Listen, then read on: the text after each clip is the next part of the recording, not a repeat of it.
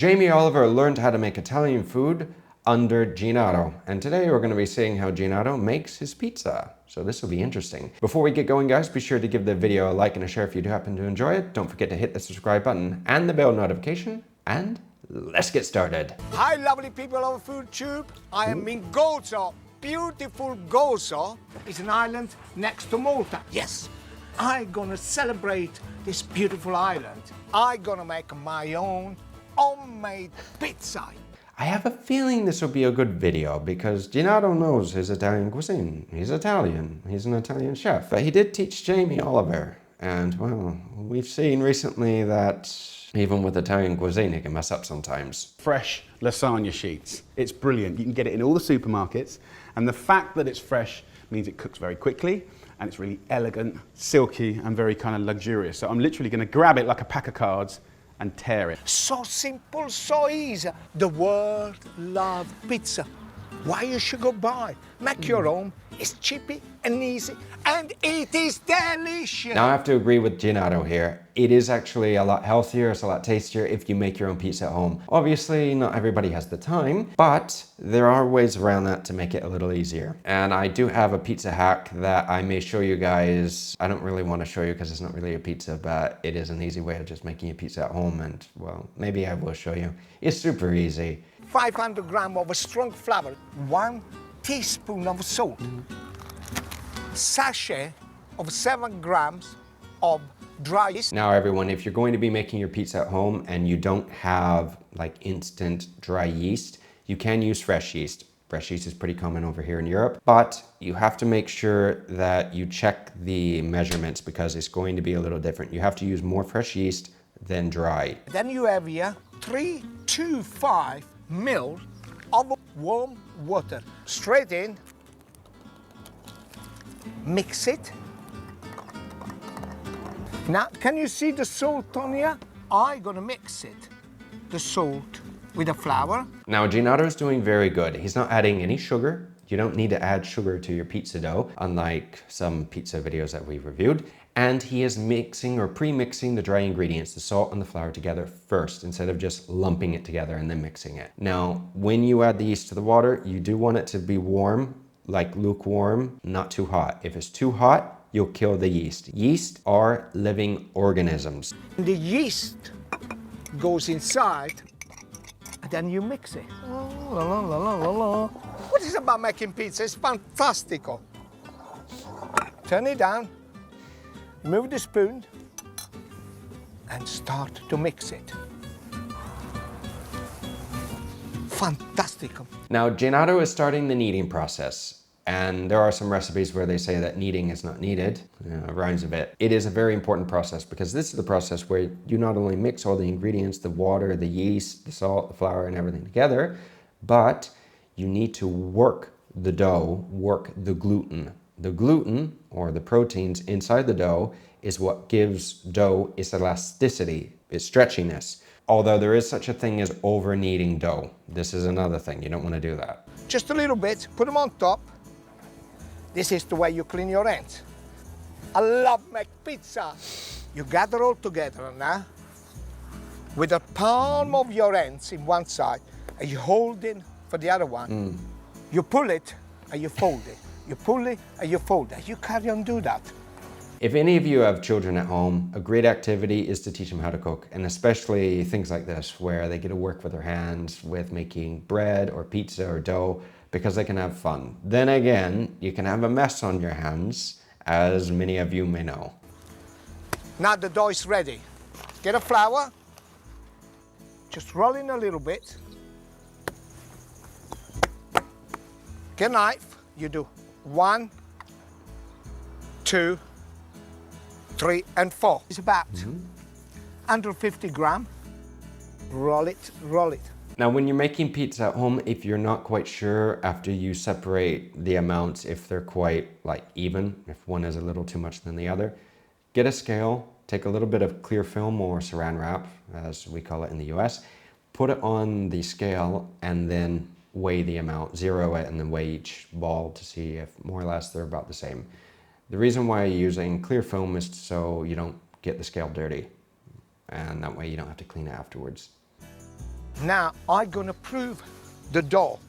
Okay, first, I need a little bit of semolino. If you don't have a semolino, use breadcrumbs, it works. It's fantastic, this is what I used to do. Thinking about it, actually using breadcrumbs would work. You just need to make sure that you grind them up fine enough. But if you don't have semolina, you can also use polenta. You know, it's not an issue. Or you could even try using panko breadcrumbs. Panko breadcrumbs are better, but again, you need to blend them up. What is proven? Yeast is alive. As soon as it touches water, start to move it. As soon as it touches the flour, start to feed on. They create air. Oxygen goes bubble. And it goes boom, boom, boom, boom, boom, boom, boom, double the size because they're happy. But then they're rested. They become very elastic. You can stretch it nice. I don't mind. I can see where Jamie got his theatrics for cooking. One of the things I like to do, which is my own personal problem, is to take a vulnerable, empty gem lettuce leaf and then load it with mac and cheese. And I actually do this at home, and my kids are around the table, and they're just looking at me going, "You are such an idiot, you are." It makes learning a lot easier. It really does. Put a little flour on top, put a damp cloth on, and let it prove for at least 2 hours. Now, normally when you make pizza dough, a 2-hour rise is the bare minimum that you want to allow it to sit, to allow it to multiply and the yeast and everything to be happy and to allow the dough to grow. But 8 hours, it'll give you better results if you allow the dough to rest for 8 hours, or rise, I should say, for 8 hours. Then again, you can also do it overnight in the fridge, or you can make a big batch, wait 2 hours to make your pizza, do it ahead of time, and then you have the rest of your little pizza balls and the doughs ready for the following week. Here they are. Bam, bam, bam, bam. Flour. Look at that. They double the size. Press it. Then turn them around again. Pick them up. Look at that. Okay. Now, there is a little hole here. So don't try to stick it. Try to take it from the side of the pizza. Put them on the middle. Then with your finger, just press it. This is really fantastic. I would love to be making a pizza here as well. It's a perfect setup. He has a beautiful view. He has a pizza oven behind him. He has a nice little area on making the pizza outside as well in his backyard. Beautiful. If any of you heard a little kitty crying, it's because I got another little kitty to be with the other one. And this is Pumbaa, another little redhead, but a little whiter than Simba because Simba is like very orange. And this one's very talkative, a lot more talkative than Simba. Say hi, Pumbaa. Say hi. Nice tomato or passata will do. On this particular one, I flavor with a bit of garlic. It's easy. Start from the middle. You do not need to put too much tomato. Drizzle with some little olive oil. It helps to flavor the pizza. A little bit of salt. Now, when you go to Italy and you actually have a margherita in Italy, they will add a very good quality olive oil, at least when you go to Napoli, to the pizza. And a good quality olive oil will give you a lot of extra flavor. Also, if you are on a diet, you may want to be going a little easy on the olive oil because 1 tablespoon is about 119 calories, so. When you reach this stage, to make the classic margherita, you need the Parmesan cheese. Will be so delicious. Nice mozzarella. Ooh. For each pizza, you need about 50 grams of mozzarella. This is absolutely beautiful. If you can get your hands on fresh buffalo mozzarella, try using that. Buffalo mozzarella or fresh mozzarella, it has a lot of water. So what you may need to do to try to get rid of the excess, milk or the water that's in it, is to actually break it into smaller pieces, take some paper towels, and try to squeeze the rest of that moisture out. Otherwise, what can happen is when you put too much cheese on your pizza, or even not that much fresh mozzarella, you'll end up with basically a soup.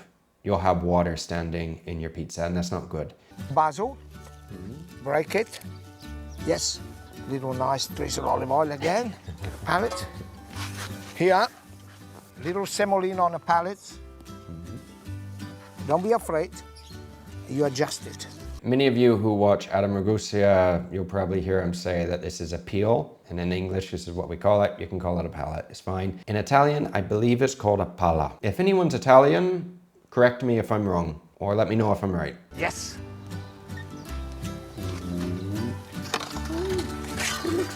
This is very rustic.